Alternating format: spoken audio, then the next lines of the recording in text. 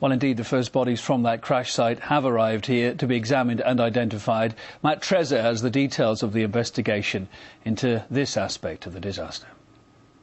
The relatives of the victims and the bodies themselves, the remains, are coming here to Russia's capital to be identified and stored until they could be sent back to Poland for proper burial rites in this horrible national tragedy that has struck that country. The Russian government is doing everything it can to make sure that the Polish loved ones and relatives coming to Moscow in order to identify the dead are given every possible consideration, every possible convenience in order to get here.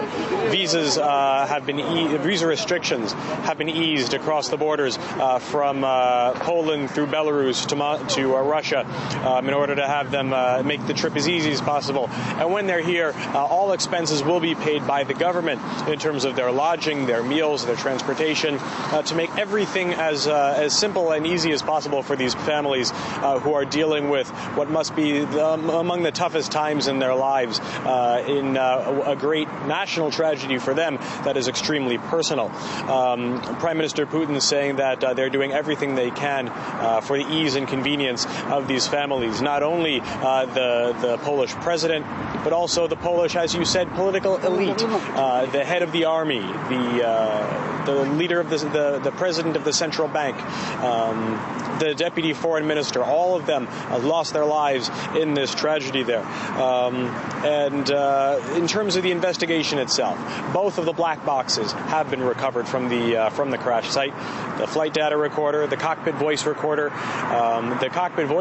yielding some new clues as to exactly what happened. The deputy chief of the Russian Air Force, Alexander Alyoshin, saying that it appears as though the pilots disregarded orders from ground control to divert from Smolensk to Minsk, which may have led to this tragedy. In the morning, the weather conditions at Smolensk Severny Airport were difficult. Fog was expected. The Polish Tu-154, with the Polish president on board, was informed of the weather and was advised to divert to a different airport due to the worsening weather conditions.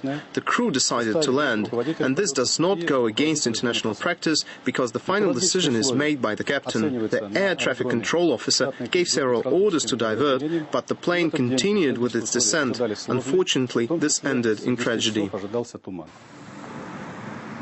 Moscow Mayor Yuri Luzhkov is spearheading the effort to establish this crisis center here in Moscow, which should be up and running by now, ready to receive these families, these grieving families from Poland. Within Poland and across the world, it's shock and sadness at the loss of much of the political establishment of Poland.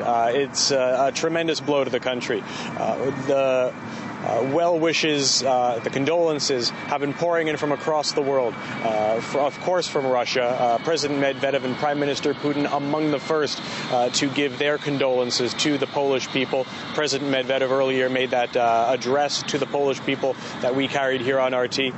And also President Barack Obama in the United States saying that this is a tragedy not just for Poland but for the world, the United Nations, NATO, China, all major international organizations and countries giving their support to the Polish people in this national hour of their need. The Vatican asking Catholics worldwide to pray for the victims and their families. Remember, previous Pope John Paul II was Polish, and obviously there are strong ties because of that between Poland and the Vatican. And all of these well wishes and condolences being well received by Polish Prime Minister Donald Tusk.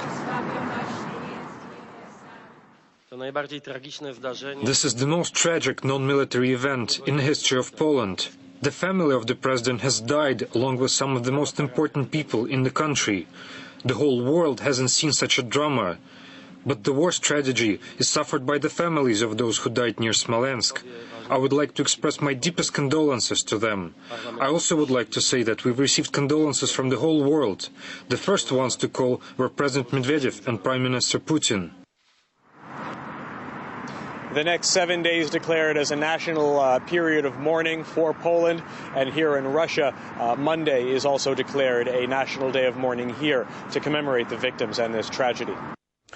That is Matt Trezza reporting from the Foreign Office Ministry.